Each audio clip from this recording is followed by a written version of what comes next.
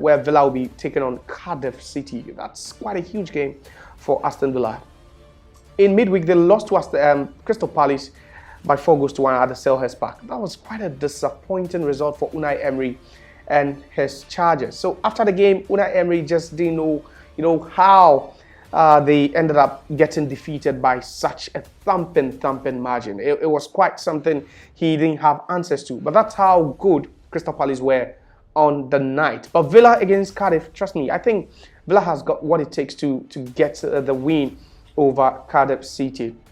Marco Asensio has been great for them, scored twice in their win against Chelsea. Marcus Rashford, yes, he's been getting some cameo appearances, and he's not really been bad, if I should put it. He's been decent for Villa, and he'll still be hoping that he could nail a starting place in that game against Cardiff. There's also a big one, Crystal Palace against Millwall. That's quite a big one. I also expect Crystal Palace at the Selhurst Park to get one over Millwall. It shouldn't be a problem for them, looking at the fact that they are entering this game after a 4-1 win over Aston Villa. It should be quite easy for them to do it. Now there's also a big game that's an all Premier League affair at the Vitality, where Bournemouth will be facing Wolves. Now mind you that a couple of days ago it was Wolves that travelled to the Vitality and they upsetted Bournemouth. So I think it's just going to be a repetition of what we saw some weeks ago. Bournemouth, they were in top shape, but they failed to win at Brighton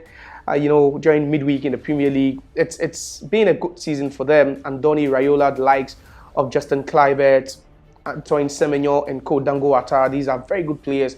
You really enjoy them, play whenever they are in their groove. And coming up against Wolves, Wolves themselves lost at the Molineux to Fulham. So it shouldn't really be, it shouldn't be so difficult for Bournemouth, considering their form now and what they intend to do and what they will intend to even achieve. They are still aiming for an European place, but I think they would want to go very far in the Emirates FA Cup. I think Bournemouth should win this one. It shouldn't be so difficult for them. Yes, Matheus Cunha, for me, has been one of the best players in the Premier League this season. He's playing for Wolves. They are not really performing well, but this chap knows how to win games for Wolves. He's a player I would want to see move to a bigger club, and in this game he should be deciding it. That's in the event Wolves are going to walk away with a win or even sail through to the quarterfinals. I think Matheus Cunha will be very, very pivotal to that. Now Newcastle also playing against Brighton and Hove Albion.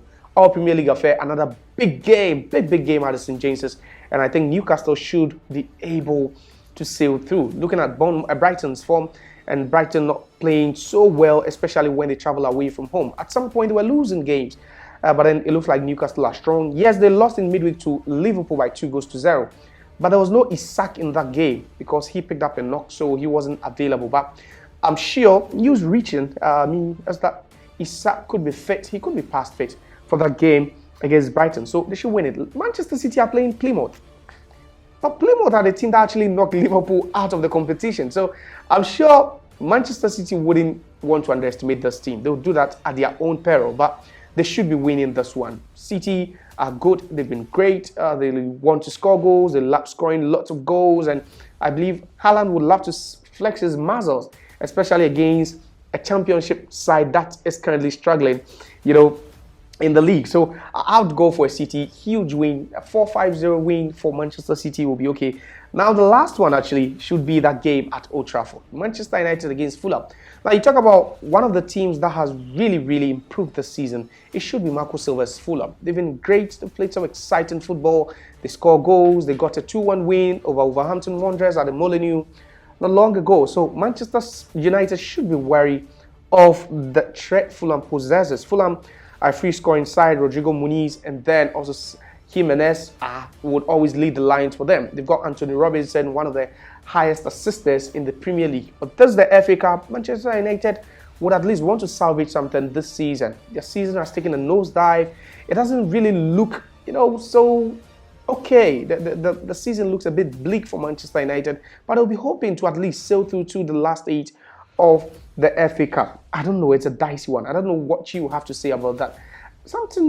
I keep being tempted to say Fulham will sail through to the quarterfinals, but I wouldn't take anything away from Manchester United. They're great. They have the quality more than Fulham. And if they really want this one, then I think they should go for it. I would go for United, win over Fulham. United should enter the quarterfinals of the FA Cup. Now, I think there are games also coming up in Spain. There's a big one. Barcelona will be at home. Real Sociedad will be visiting. That should also be a cracker. Real Sociedad lost in midweek in the Copa del Rey's first leg semi-final game to Real Madrid at home at the Real Arena.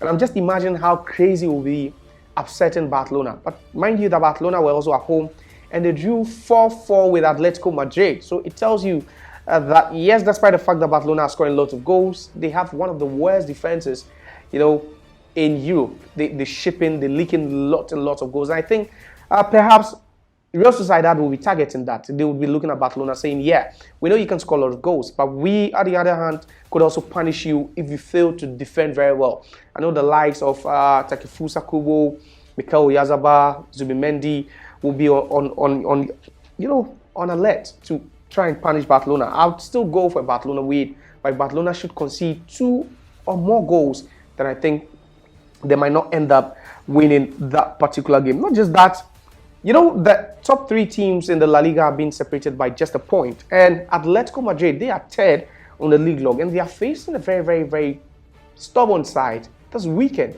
It's Athletic Bilbao visiting the Metropolitano. That should be a cracker. That should be a blockbuster. It would really, really, have lots and lots of eyeballs, because you look at the form of Atletico Madrid. They are gunning to win the La Liga title. They are not far off the top 2. They are just 1 point below both Real Madrid and Barcelona.